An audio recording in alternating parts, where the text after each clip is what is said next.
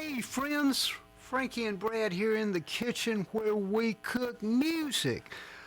Brad and I today are going to talk about some singers.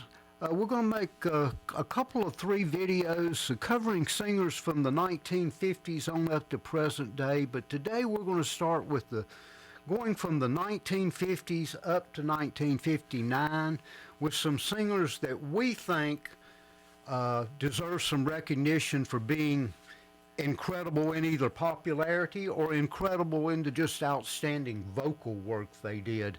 Brad, kick us off with Robert Johnson. Robert Johnson, one of the early groundbreakers in the blues field. And, you know, you can look over the rock history of recorded songs. Eric Clapton and Cream, Johnny Winter, all these great blues players got their start with those Robert Johnson songs. Yeah, even though Robert Johnson wasn't wasn't out in the 50s, he was dead. We think he deserves a mention because he was such an influence, along with some of the other guys we're going to mention in the beginning that maybe didn't have actual recordings out at the time, but their influence and the radios were playing their music at the times. We need to mention them. Continue on. Howlin' Wolf. Yeah, wow. Smokestack, Lightning, Spoonful, you got the Yardbirds, Cream, all these great rock bands through the 60s. Also another influence. Yeah, and who covered his music. And some of these guys had really terrific growling vocals that just reached out and grabbed you. Muddy Waters was one. Oh yeah, Muddy Waters, Hoochie Coochie Man. I just want to make love to you. I mean, yeah, I'm a man. You heard all these songs by other groups, but that's where it started. You know, as we talked, being black, they weren't popularized. That's so true. And they should have been. That's so true, and that deserves a really strong mentioning.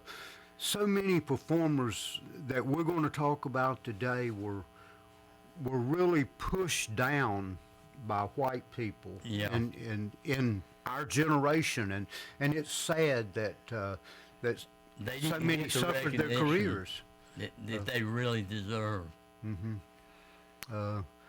Moving on, in the 50s, there's not many bands that influenced me more than the Platters.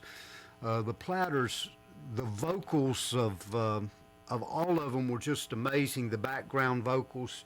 Tony Williams was the main vocal on most of the songs. Only You, This Magic Moment, Twilight Time. I can just go on and on with the success they had back in the early 50s. They came out the year I was born, 1952, and they just, went on, I'm thinking maybe into the late 50s with hit after hit after hit. Brad, Carl Perkins. Carl Perkins, Blue Suede Shoes, a song that made Elvis famous, but Carl was a great rockabilly guitar player. George Harrison was a huge influence from Carl Perkins. George idolized Carl Perkins and did a lot of his songs in their live shows. Carl even had George on his own TV show. Really? If you can probably look it up and watch it, but it's really good to see them two playing together. Wow, that's amazing. I'll have to check that out. Carl Perkins was definitely a great guitar player for his time, and he influenced a lot of people. Yes, he did. Bill Haley and the Comets were, I guess, huge in our generation. Rock Around the Clock. See You Later, Alligator. See You Later, Alligator. Yeah. Many call him the father of rock and roll. Yeah, that I've heard a lot of people say that may have been the first rock and roll song. Oh, I agree. I agree. If you listen to it, even the little guitar lead done in the middle is really ahead of its time for that period. I don't recall, but I think that was 1954 when that came out. I could be wrong, but I know he was several years before Elvis came out, and I can't remember any white performer that had anything going on at that time. I mean, most of the black rhythm and blues players were hitting the charts, for the more rock sound, if you will. Right. Let's move on to Chuck. Chuck Berry, yeah. Oh, the man. Maybelline, Johnny Be Good, all those great early rock and roll songs.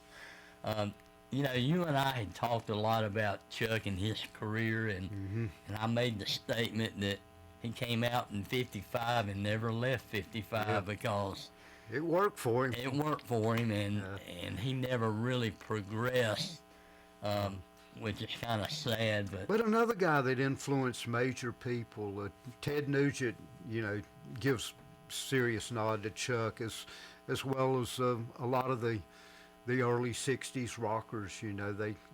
They got a lot of their chops watching Chuck. Yep. Yeah, that's I've true. heard Glenn Fry talked about, Chuck's influence on him. And again, another performer.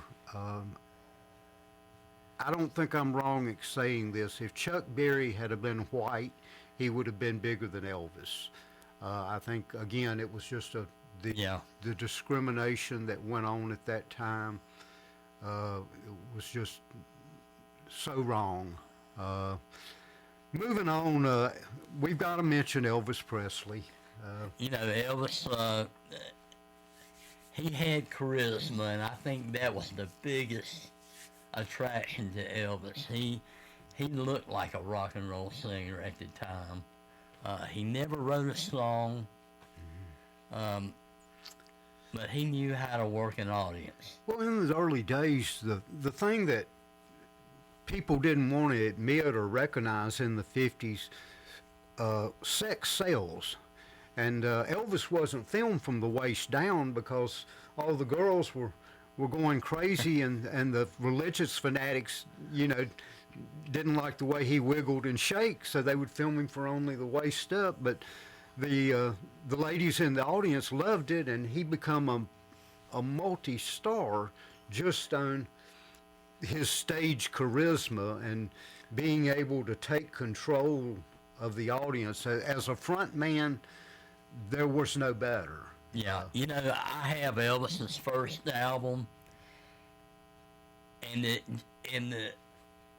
to me, Elvis and the Beatles were great at projecting energy using their voice. Mm-hmm.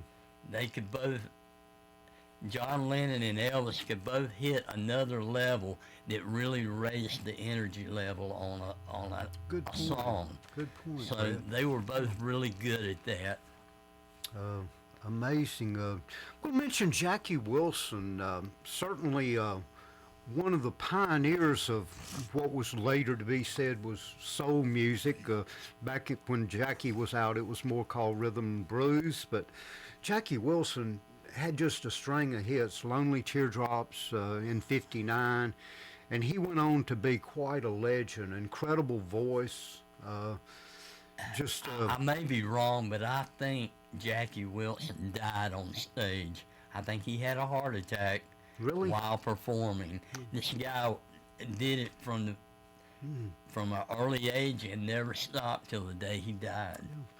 Yeah, well, give us your comments on that. Let us know if we're right. We want to hear from you, as always. And please, subscribe to our site. We need you. We need subscribers bad. So help us out. It doesn't cost you anything, and it really helps our channel grow. And we would appreciate you. We're going to move on to a more household name, a legend of the 50s. Wrote so many songs as Sam Cooke.